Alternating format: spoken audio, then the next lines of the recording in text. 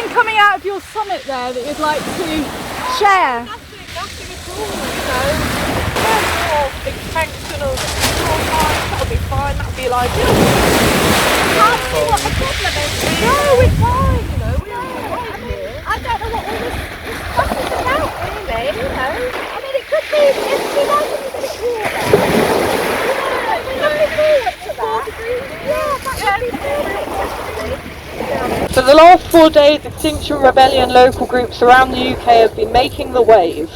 This means holding an action about sea level rise and flooding. In Portsmouth, flooding is a huge risk, according to the best available science. The entire surface area of Portsmouth will be flooded by 2050. Portsmouth sea defences will cost in total £160.5 million. That money could have been spent on reducing greenhouse gas emissions, which is where the problem lies. Instead, the sea defences will put a plaster over the problem whilst providing a facade that our council is taking action.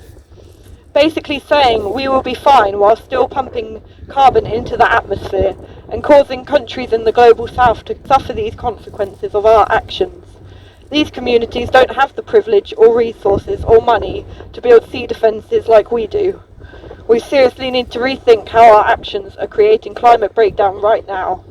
When climate breakdown fully hits the UK, there'll be no time to act, no time for policy change or divestment, which is what we need right now today.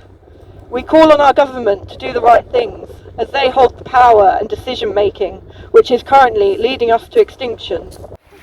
I mean, they say that the sea's rising, but I can't see what they're on about, really.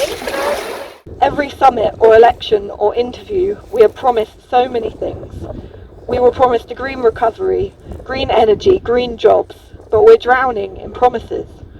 Promises need real action, and the government needs to be held account to these, which is difficult whilst our media and press is owned by billionaires and tells the story of the rich rather than the everyday people. Until our media speaks the truth, we will continue to live in a world of false hope, more promises and hidden failures. It takes Earth protectors like us here today to stand up for our planet and call out the criminal damage of those who are meant to protect us and future generations.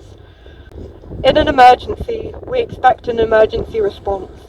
We can fix the problem, but it begins with a drastic reduction of greenhouse gas emissions. It begins with the media telling the truth. It begins with a government that works for the people. It begins with restoring the harm we have done to ecosystems. It begins with putting people and the planet over money and profit. It begins with us, and it ends with a safe future for all.